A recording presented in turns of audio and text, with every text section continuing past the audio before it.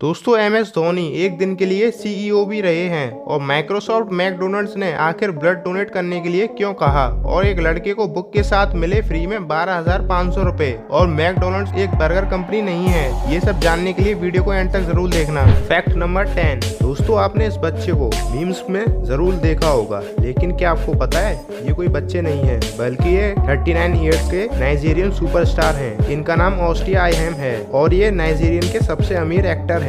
Fact number 9। दोस्तों रिलायंस हमारे देश की सबसे बड़ी कंपनी है, लेकिन साल 1997 में जामनगर में पेट्रोलियम रिफाइनरी से निकलता हुआ पॉल्यूशन अंबानी की सिरदर्दी बना हुआ था। ये पॉल्यूशन इतना बढ़ रहा था कि कंपनी को कंट्रोल बोर्ड से खतरा बढ़ता जा रहा था। इसी समस्या से बचने के लिए काम आई आसपास पड़ी जमीन, जिस पर अंबानी ने दिमाग लगाकर आम लगाना शुरू कर दिया। इसी बाग ने जो आज धीरूभाई अंबानी लकी बाग से जाना जाता है, रिलायंस की पॉल्यूशन की समस्या तो दूर कर ही दी और साथ ही में इसने रिलायंस को सबसे बड़ा मैंगो एक्सपोर्टर बना दिया। Fact number 8। दोस्तों जेम्स होवेल्स नाम का ये व्यक्ति यूके में रहता है। इसने अपने 3,000 करोड़ रुपए खो दिए, लेकिन कैसे, चलो मैं आपको बताता हूँ। तब तक चैनल को सब्सक्राइब कर दो। 2013 में ये अपने घर की सफाई कर रहा था तो इसने गलती से हार्ड ड्राइव को फेंक दिया, जिसमें 7,500 बिटकॉइंस पड़े थे।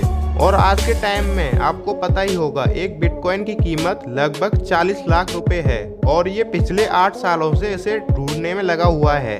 Fact number 7। दोस्तों यूएस के एक स्टूडेंट विलियमसन के साथ कुछ ऐसा हुआ पिछले साल। तब वो सुबह उठा तो उसने अपने क्रिप्टो का ट्रेडिंग अकाउंट देखा तो वो हैरान ही हो गया। वो दुनिया का सबसे पहला ट्रिलियनियर बन गया था। हुआ कुछ ऐसा था कि उसने नई क्रिप्टो करेंसी पॉकेट मनी में $20 इन्वेस्ट किए थे, लेकिन कुछ टेक्निकल एरर की वजह से सुबह उसने अपनी कॉइनबेस की ऐप को खोल के देखा तो उसके $20 $1 ट्रिलियन हो गए थे। फिर उसने ट्वीट करके इसे जानना चाहा कि आखिर बात क्या है। कॉइनबेस ने कहा कि ये एक टेक्निकल एरर की वजह से हुआ है और इसे हम जल्द से जल्द ही ठीक कर देंगे। Fact number 6। दोस्तों साल 2011 में एक चाय वाले राजेश साकरे ने अपने SBI अकाउंट के थ्रू ATM से 10,800 रुपए निकाले, जिसमें पहले 20,000 रुपए पड़े थे।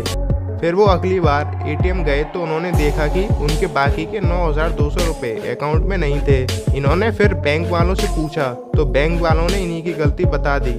फिर क्या था, राजेश साकरे ने लोकल कंज्यूमर कोर्ट में केस ठोक दिया, लेकिन वो केस खुद लड़े क्योंकि उनके पास वकील के लिए पैसे नहीं थे। फिर वो केस जीत भी गए। SBI को 9,200 विद 6% इंटरेस्ट के साथ उन्हें वापस करने पड़े। इसी के साथ 10,000 रुपए अपने कस्टमर को मानसिक तनाव पहुंचाने के लिए और 2,000 रुपए लीगल एक्सपेंसिव के लिए राजेश साकरे को दिए SBI वालों ने। Fact number 5। दोस्तों मैकडोनल्ड दुनिया की सबसे बड़ी बर्गर चेन है। इसके 36,000 से ज्यादा आउटलेट्स 100 से ज्यादा देशों में फैले हुए हैं और इसमें से 45% जमीन और 70% बिल्डिंग उसकी खुद की है, जिसकी कीमत आज के समय में $30 बिलियन के करीब है। मैकडी की जो ये रियल एस्टेट प्रॉपर्टी है, ये बर्गर बिजनेस से काफी ज्यादा प्रॉफिट कमा के देती है। इसी वजह से मैकडोनल्ड को एक रियल एस्टेट कंपनी माना जाता है, ना कि एक fast food company. Fact number 4। दोस्तों एप्पल आज दुनिया की सबसे बड़ी कंपनी है। एक और बात जो इसे खास बनाती है वो है इसके पास पड़े $200 बिलियन लिक्विड कैश। दुनिया में किसी भी कंपनी के पास इतना पैसा कैश में नहीं है। Fact number 3। दोस्तों हैदराबाद के एक लॉ स्टूडेंट बगलेकर आकाश कुमार ने साल 2018 में फ्लिपकार्ट से 281 रुपए की एक बुक मंगाई थी, पर उसने उस बुक को खोलकर देखा तो उस बुक पर कहीं भी MRP नहीं लिखी थी। फिर आकाश ने और ऑनलाइन स्टोर्स पर देखा तो वहाँ भी इस बुक का प्राइस अलग अलग था। इस चीज के विरोध में आकाश ने कंज्यूमर फोरम में कंप्लेन कर दी, जिसके बाद कंज्यूमर फोरम ने MRP न मेंशन करने पर इसे अनफेयर ट्रेड प्रैक्टिस माना। फिर फैसले के बाद बुक पब्लिशर को और फ्लिपकार्ट को 10,000 रुपए ऐसा कंपनसेशन और 2,500 रुपए ऐसा लीगल कॉस्ट आकाश को दिए। Fact number 2। दोस्तों साल 2015 में यूनाइटेड किंगडम की गवर्नमेंट ने नोटिस किया वहाँ कोई ब्लड डोनेट करने नहीं आ रहा था, मतलब कि वहाँ ब्लड डोनर्स की भारी कमी होने लग गई। फिर गवर्नमेंट ने ब्लड एजेंसीज को कहा कि आप कुछ करो, अगर ऐसा ही रहा तो बहुत बड़ी प्रॉब्लम हो सकती है। फिर ब्लड एजेंसीज ने बड़ी बड़ी कंपनी से अप्रोच किया, जैसे कि माइक्रोसॉफ्ट मैकडोनल्ड्स को कहा कि आप अपने ब्रांड नेम से कुछ दिनों के लिए लेटर A,